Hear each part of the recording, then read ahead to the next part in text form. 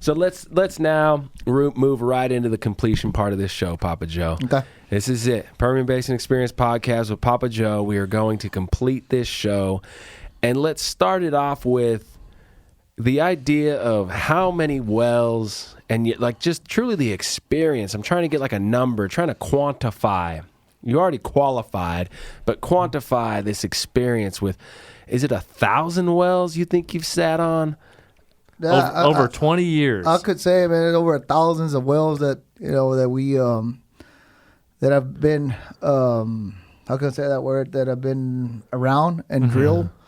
I can't say, it's hard to keep track of all them wells, but it's been thousands of wells.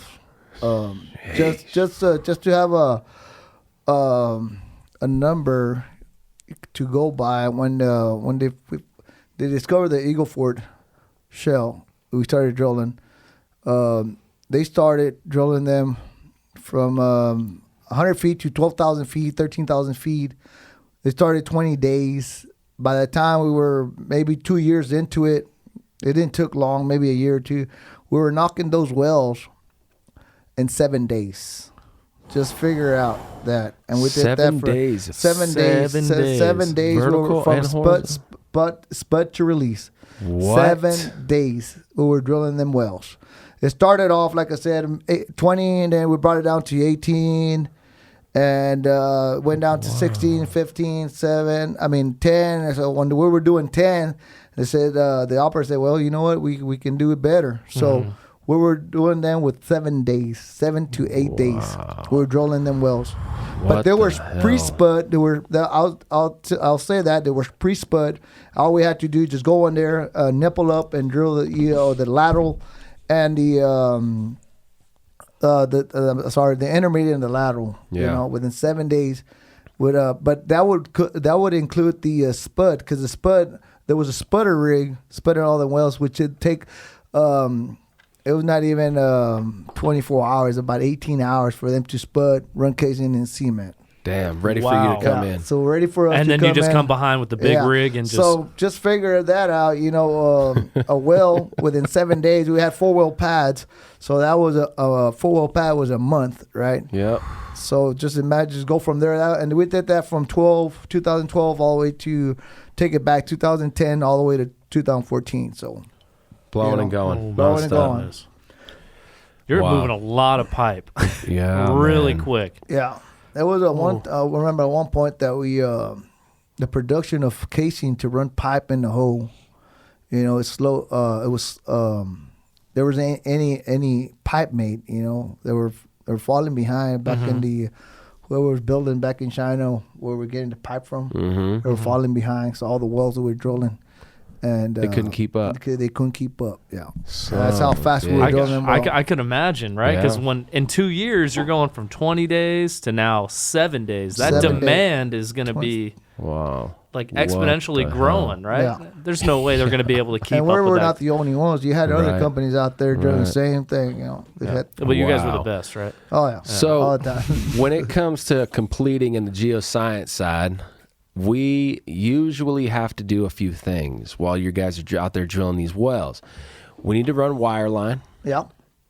We need to make sure that wireline is ran correctly, which is usually slowly, and a few passes. We got to go from TD to surface casing or whatever it is. Exactly.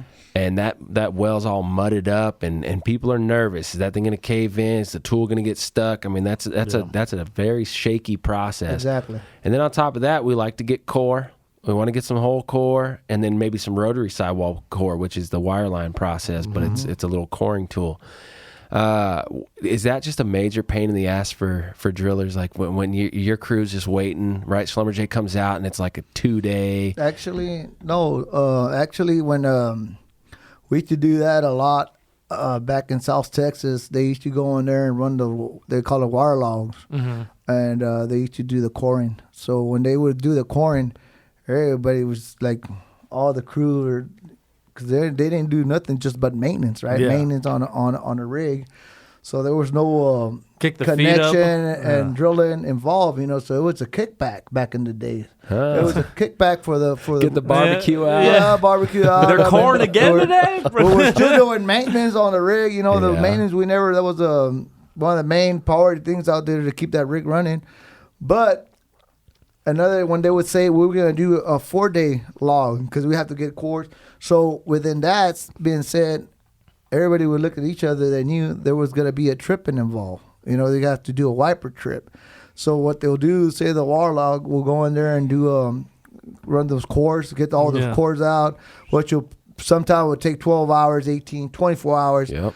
Once they were done, there was a wiper trip involved. That's right. Mm-hmm. They had to go in there and clean the hole again, circulate it out real good, make sure there's no gas, and do it again. Yep. But you would say, well, we gonna get either half of the trip or we're gonna get the full trip, and there was odds right there that what shift was gonna get the trip, right? Yeah. You're starting to calculate. Yeah, they were calculating, like gambling. It was like, this guy will get the trip, we gotta get to log, and it happened like that. Say like the day shift, they would trip. It could have been 12, maybe 18-hour trip, and circulating all 18 hours, and then the night crew would come and log, log the rest of their night. Yeah. Okay, so while you were talking, and I was thinking about more of the geoscience side and the disconnect that I have even personally with this whole thing. I've only drilled 3 horizontal wells in my career, so I don't have a ton of experience with this, but I do know that when we evaluate the subsurface, say it's 10,000 feet in the subsurface, that's a 100-story building below us, right? Mm-hmm. It's so far away, it's ridiculous just that we talk about it so casually. At 10,000 feet, we are looking for, or we usually have identified something that's probably about 10 to 20 feet in thickness that looks like it's going to be a really good reservoir. We have all this data back from that little hole, right, the vertical section, and we ran our logs, and we make our decisions off all that stuff. And we see that's where we want to land. And then we start making some major assumptions for you guys, and we say, all right, if we go lateral and we want to go 5,000 feet or 7,000 feet lateral in that reservoir, that's a 20-foot window tops. We want that to be perfectly landed, straight as you can get, and we have to stay in this very delicate zone. Tight. You call it that, tight. It's tight. So, what's the reality of that drill bit? Well, I'm going to tell you, I'm going to start with the reality of the drill bit. That baby's drilling, right? But the reality, I'm going to tell you right now. I'm going to play it and simple tell you. The reality is it's an argument between the operator, the directional driller, the engineer, and the main one is the geologist. Mm-hmm. And let me tell you why. Because if you got a 20-foot window and you're way up there, you're going to get out that zone. And this baby is drilling. We're drilling ahead. Mm-hmm. Maybe when we're that lateral, you're drilling about 100 foot an hour, maybe 150, and you want to complete that well. And the geologists are seeing this parameters. They're seeing everything. Say, hey, you know what? You up too high. You gotta go back down.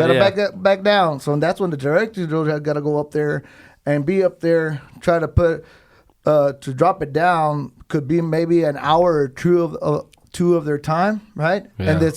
And this engineer wants to, hey, let's go kick it. What's taking you so long? Mm-hmm. And they said, well, the freaking geologist just called us. He wants to keep it right in the middle. Yeah, that's and right. To keep it in the middle is hard, right? Because once you're drilling, that baby, is turning.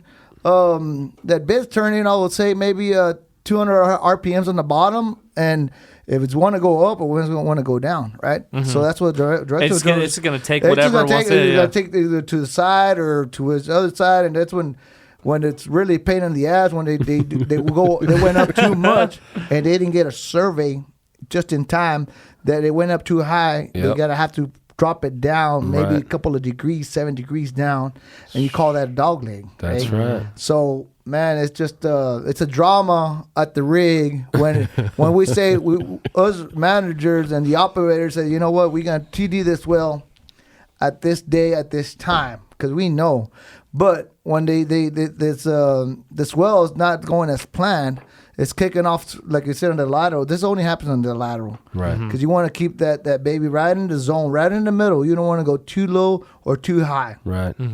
So, man, it's just a drama with, like I said, with the directionals, the operator, us, which is what the hell? We got all this schedule and time and we're falling behind. And they'll say, you know what? Call the geologists. The geologists are the ones that say so at the end of the day. Those are the ones. Because if they don't get what they want, the guys that they got to answer to is their boss. What happened here? Yeah. Well, they can't say, well, the directional driller didn't do it this or the operator. No. You're the one. You tell them, hey, you know what? I want to drop this baby back down. Yeah. Back at 7 degrees, and let's keep it right there, 7 degrees. If it goes back up, I want it back now. Yeah. So it takes a lot of time to do that. I was shocked when we drilled those wells. I was shocked, man. It was constant fight. It was either we didn't have a, what do they call it, rotary steerable? Yeah, rotary steerable.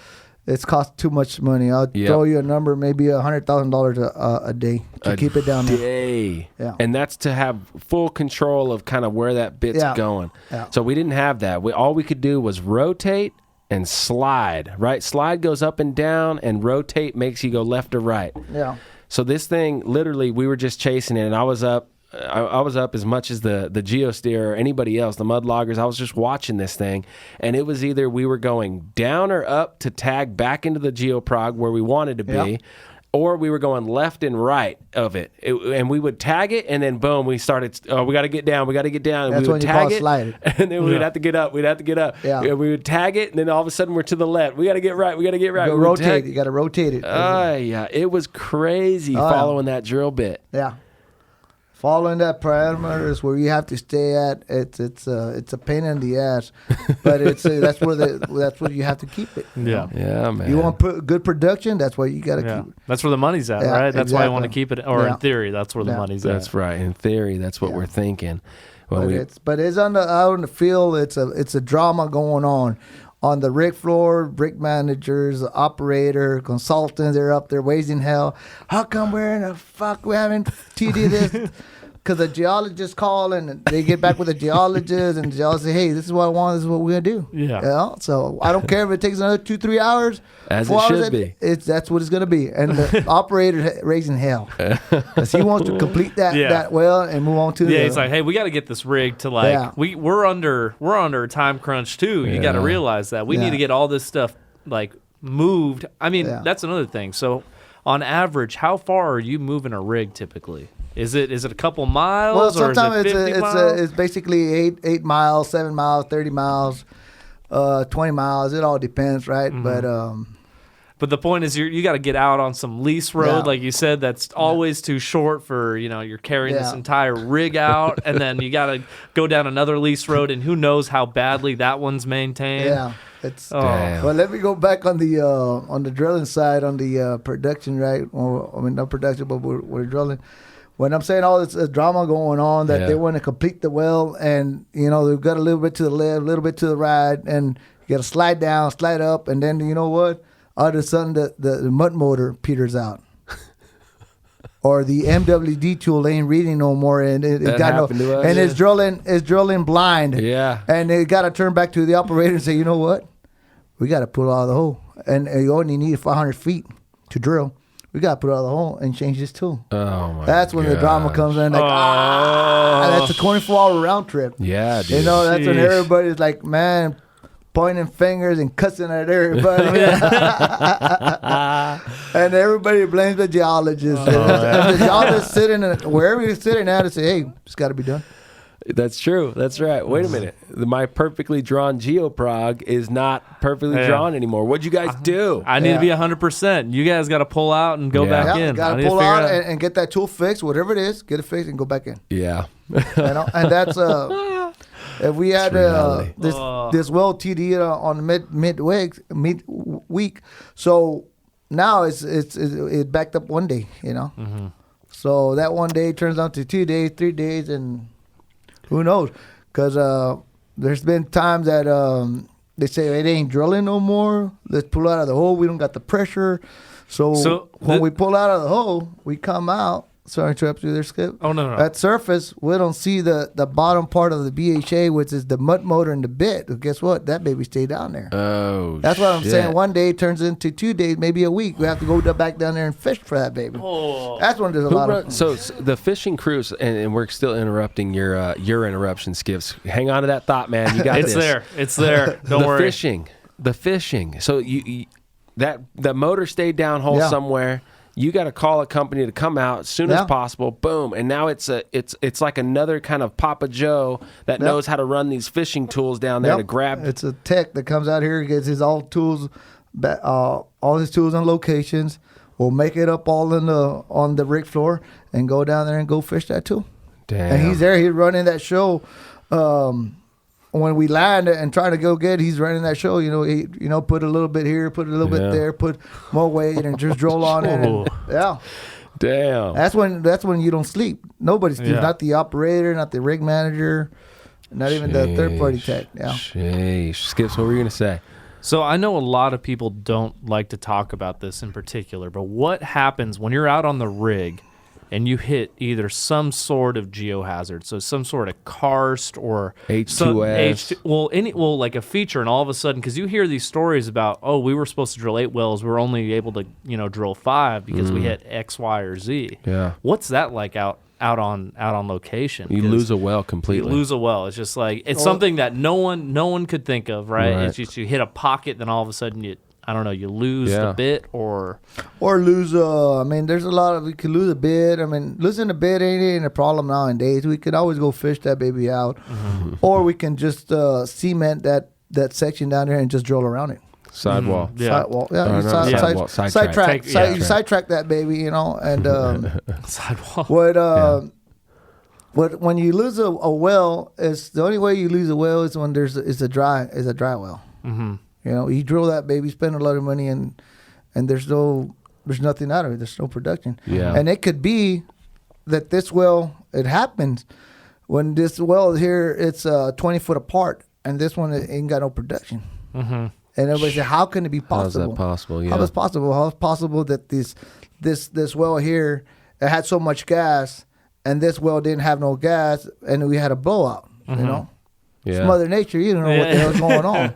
We're figuring it out. We're figuring it out. Mother Nature's a tricky beast. Yeah.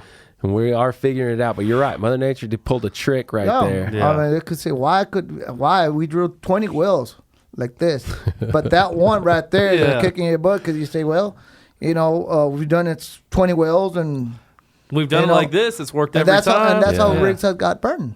We got burned to the ground because they say, well, you know what? We drilled so many wells, and we're gonna walk this to the next well, which is 20 foot, 30 foot apart.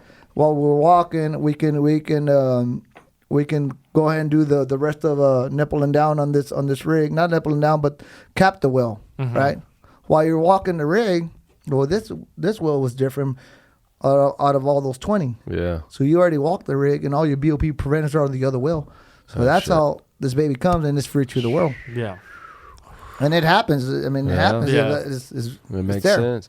Okay, so let's end this. Let's end the show with what I think is probably the most important, and it's the difference between Papa Joe's generation at 24 years old or whatever it was in '97, and the generation of today, because you lived it. Yeah. You grew up in a different time. There were different rules. There were different. It was different. Yeah. And today it's different, right? It's evolution. It's a thing. We grow through it. But to you, the major differences, maybe major concerns. What's the new generation like of Pitt hands and Derek hands and? I will say something, and that'll answer your question. Soft. They're soft. Their hands are Charmin. soft. They're Charmin. Charmin soft. Well, Charmin soft. Well, the thing is, guys, back in the days, oil field was like a military. You're going out there there was no papa, there was no mama involved, there was nobody out there. Either you're gonna get it or you're not gonna get it. Yeah. They said there's 2 caints in the oil field, and I learned it moving up the ranks. It says there's 2 caints. Can y'all figure out what are the caints in the oil field? 2 caints. Can you figure that out? What is it? No, can't do it. I don't know. Can't get it, can't stay. Can't get it, can't stay. Can't get it, can't stay. Right. That's easy so, enough. Back in the day, like I said, man, it was way different. You know, safety was there, but it was not as nowadays. Yeah. You know, nowadays it's safety for everything. Right? We didn't have no safety meetings. We talked about the relief. You know what? We're pulling out of the hole for this reason. Blah blah blah. Some roughnecks didn't use a hard hat. Some roughnecks didn't use safety glasses. Yeah. You know, so like in that video, the first they video. were watching that video, and it was tough. Back in the days, the guys, it was tough, and I would say it's weird, and I don't know why, but back in the days, the roughnecks they were allowed to take their beers, a cooler, and drink while they were at work. You know, but they were responsible. That's right. They were responsible men. They knew they had to work. They knew they had to work safe because they had to support their family. Right. So to answer your question, nowadays we have all the safeties in place, which is a good thing for all this new generation coming in. You know, because they need it. Yeah. You know, they need this education. They need all the safety supplies, all the safety rules, all the safety things that we had out there. They need it. Yeah. But they don't. The new generation now, it's all about this new technology. You know, they don't have guys that want to go out there and work hard. You know, work hard on the sun. Either it shines, rains, snows, whatever it is, they're not up to it. Back in the generations that I started with, you know, it was there. It wasn't even a thought. You went to work. You went to work, and there was no questions asked. If you would go to work, if you didn't like it, the driller would tell you, you know what, if you don't like the shit, if you don't like to work here, pack your shit and get the fuck out of here. Yeah. Basic, bottom line. Up. Bottom now line. you can tell the guy. You can't tell the guys that you hurt their feelings. You can hurt their feelings, right? Oh man, what the fuck? Those you can hurt their feelings. Man. They call HR. You know what? This rig manager just told me this, and that, and that's the difference. You know, back then they will tell you straight up, hey, you gonna make it, or you're not. Mm-hmm. We're gonna. Do you either have thick skin and you figure it out, or we're gonna break you, or we're gonna make you, right? Yeah. So that was back then, and this is now. Yeah. This is now. You can't talk to the guys. You can't cuss at them real bad, or you can't scream at him or nothing. You just got to basically babysit the guy. Yeah. So for my generation, the Charmin generation, what is some advice from Papa Joe, from his decades of experience, that you could give someone who wants to come in day one, something to expect, or something where he could have not a leg up, but just have a better idea. Chance. Yeah, just better to chance. Make sure this is what you want. This is what you want. This is what you want in the oil field. You want to go for oil field. Hey, you know what? Let's do it. Because I mean, anybody can do it. Mm-hmm. But you gotta work hard. You're gonna sweat. It's gonna be hard times when you're sick. And like I said, there's no mama and papa there. I mean, you're sick. You're gonna have to tough it out. You gotta be tough. And basically, just is that what you want to do for a living? You know, go out there and do it. But if you think you're not fit for this job, don't even try it. You know, because what's hurting now and this new generation, this Charmin Soft, what's really hurting them is that you got 21-year-old guys, 22, trying to join the oil field. They don't know that you got to be there. You got to work your 14 days or 21 days, whatever it is. And you got loved ones having birthday parties, your mom, your dad, Christmas, New Year's, Father's Day, Mother's Day. Yeah. And they think you can take a day off. You can't. Right. Mm-hmm. You can't take a day off. Either you're gonna be there your 14 days or you're not, and that's what those guys they don't get on their head that, you know, that you gotta go work out there. Either it's Christmas, whatever holiday it is, you gotta be there. Yeah. Mm-hmm. It had to have been so much harder when social media came out. It had to have been so much harder for someone that's kind of new into this thing and saying, all right, I can physically do this. I want to do this. I'm going to go out there. You're exhausted from the day. You get on social media and you look at everybody, they're back at home just kind of partying. And they got family around them and you're going, damn, you know what I mean? Like, I want to go back and do that. Mm-hmm.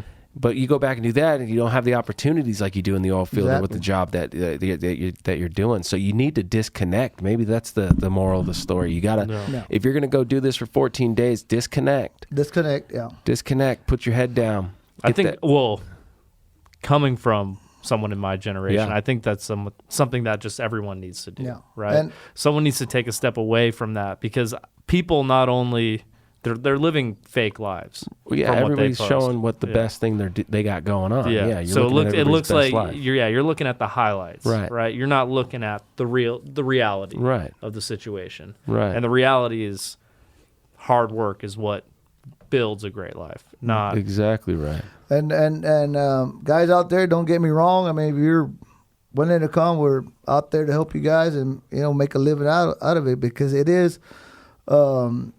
It's got good benefits. You make a good living out of it, but it's got to come out of your heart and say, I want it. Mm-hmm. And it's like I said, we're out there to help you guys out, to make a living out of it, and make a career out of it. And you can make it. Yeah. If I could make it when it was bad and was alsols and elbows and everything around it, you could make it now. Yeah. It's way better nowadays than it was back in the days. Yeah. Mm-hmm. Well, man, Papa Joe, I think you and your kind today is worth their weight in gold to any operator and anybody that could have someone that has your experience, that grew up in that time. Yeah. And it still appreciates everything and still can give back to the generation, and you can relate and say, I get it. You don't want to be out here and you're struggling, but you're still giving back to them and you're helping them and you're pulling them along and you're teaching them what you were taught. There's no amount of money that you're not worth to make that wellbore be put together and that rig to be put together and be there 14 days on, and you're going to be there. Like those type of people aren't growing up, I think, and maybe that's a generation that's going to go extinct. But you're here, you're live, a PBE podcast, and that was absolutely a badass show. It was a real show, amazing reality. And we can do it again. We can do it. The guys got out there like that. Hey, we can do it again. Ask questions, whatever question you want to ask, and I'll be more happy and feed you all the questions answer y'all's questions. It takes you like 6 months to come back to Midland. We're welcome anytime. Yeah. We'll make it a lot faster than that. Yeah. A live show with Papa Joe. She said 6 months, but I guess when money's involved, it could be like every 14 days. That's what say money. Isn't your granddaughter worth more than money? More than that. Then get your ass over here. She got that from her daddy. She comes out from a straight roof neck. Man. Well, Papa Joe, man, I loved it. I loved just sharing these microphones with you and getting to know your story a little bit more. Oh, yeah. That was phenomenal. That was, man. And Skips, what do we say? We're out. We're out.